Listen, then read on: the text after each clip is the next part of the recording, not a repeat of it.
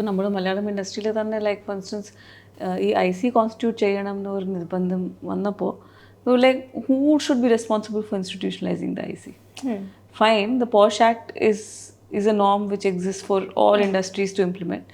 പക്ഷേ അതിൻ്റെ responsibility who should take it up? Because it's an unorganized industry, it's an unregulated industry. Yes, there are some associations. Let's not get into the politics of the associations, right? പക്ഷേ ആ association are, if they want to support, they support. If they don't want to support, they don't support. So they can say that my role is limited to providing health insurance to a large section of my members.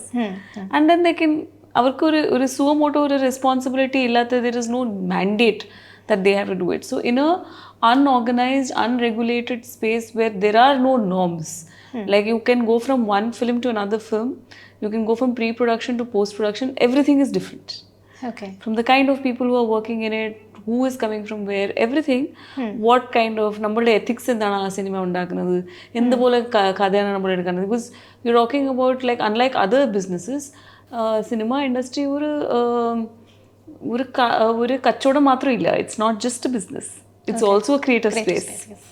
And that creative space, അതിൻ്റെ orientation can be very different from one person to another. Like what you may think is great film, maybe something I will not think, right? Yes.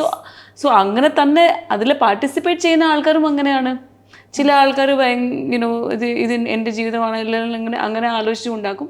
ചില ആൾക്കാർ നമ്മൾ കച്ചവടം നമ്മുടെ daily ജോലിയാണ് ഇത്, നമ്മൾ വന്നിട്ട് ചെയ്തിട്ട് പോകും. So there are different kind of mindsets. Then there is patriarchy. Then there is of course the commercial perspective to it, and there are lack of norms. So inganathe pole oru situation le you have basically created an environment where individuals cannot speak.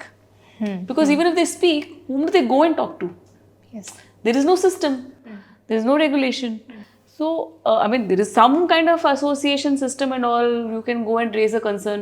പക്ഷെ അതിന് ഒരു solution കിട്ടുമോ ഇല്ല, അങ്ങനത്തെ ഒരു കൃത്യമായിട്ട് നമുക്ക് ഒരു ക്ലാരിറ്റി ഇല്ലാത്തതുകൊണ്ട്, and because you can also not push the buck on them and tell that you have to take a decision on this, അവർക്കും അങ്ങനത്തെ ഒരു legitimacy ഇല്ലാത്തതുകൊണ്ട്. So the question is that why will an individual speak up, and even if they do, to whom? So I think one has to look at it from a broader perspective, the fact that the industry is never it's not that ഇതിനു മുമ്പ് പ്രശ്നം ഉണ്ടായിരുന്നില്ല എന്നില്ല, 7 വർഷത്തിന് മുമ്പ് പ്രശ്നം ഉണ്ടായിരുന്നില്ല എന്നില്ല. And it is not just about sexual harassment like people make it. You've seen a lot of male actors, male directors, all of them getting banned.